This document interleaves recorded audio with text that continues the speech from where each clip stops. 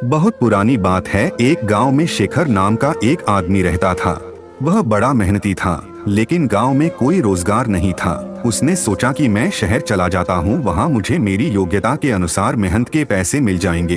यह सोचकर शेखर एक दिन अपने गांव से शहर की ओर चल दिया। शहर बहुत दूर था। चलते चलते शेखर थक चुका था। शेखर इतना थक गया था कि अब उससे बिल्कुल भी चला नहीं जा रहा था और वह थककर वहीं बैठ गया। तभी शेखर ने देखा कि वहां से कुछ दूरी पर एक झोपड़ी है और झोपड़ी में एक घोड़ा बंधा हुआ है। शेखर ने सोचा क्यों ना इस घोड़े को किराए पर ले लूं और इसी से शहर चला जाता हूं। शेखर जैसे तैसे झोपड़ी पर तक पहुंचा। शेखर ने देखा वहां एक आदमी खड़ा हुआ है। शेखर समझ गया कि यह जरूर घोड़े का मालिक है। शेखर उस आदमी से बोला, मुझे आगे शहर में जाना है और शहर यहाँ से कई किलोमीटर दूर है। मैं बुरी तरीके से थक चुका हूँ, तो क्या मैं आपका घोड़ा ले सकता हूँ?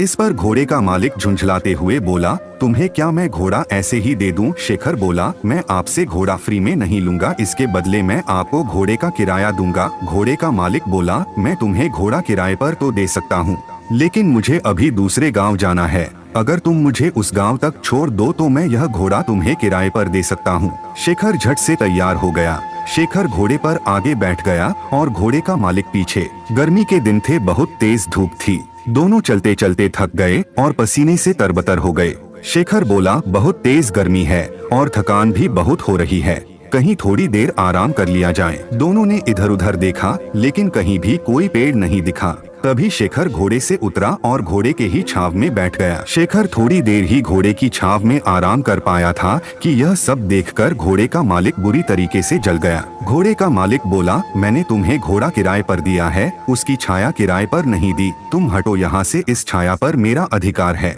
और मैं यहाँ आराम करूँगा। यह सुनकर शेखर बोला, जनाब आप ये कैसी बात कर रहे हैं? मैंने अगर घोड़ा किराए पर लिया है तो उसकी छाया पर भी मेरा ही अधिकार है। अगर आप चाहें तो आप भी इस छाया में मेरे साथ बैठकर आराम कर सकते हैं।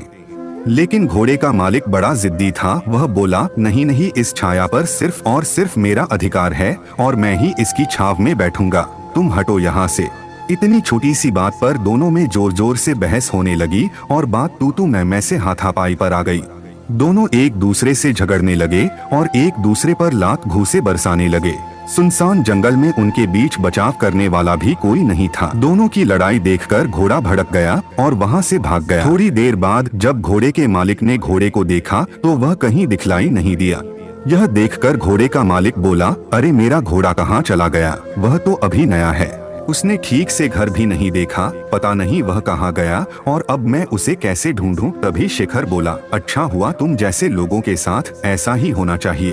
अभी तुम छाया के लिए परेशान हो रहे थे, अब घोड़े की काया के लिए परेशान होना। घोड़े के मालिक को अपनी गलती का एहसास हुआ और अपना माथा पीट कर हाय तौबा करते हुए बैठ गया और बोला, मेरे थोड़े से लालच से मेरा कितना बड़ा नुकसान हो गया, मुझे अपनी करनी का फल मिल गया। घोड़े की छाया के फायदे के कारण घोड़े की काया से भी हाथ धो बैठा। शिक्षा, इस कहानी से हमें शिक्षा मिलती है कि लालच बुरी बला है और कभी कभी छोटे से फायदे के कारण बड़ा नुकसान उठाना पड़ सकता है।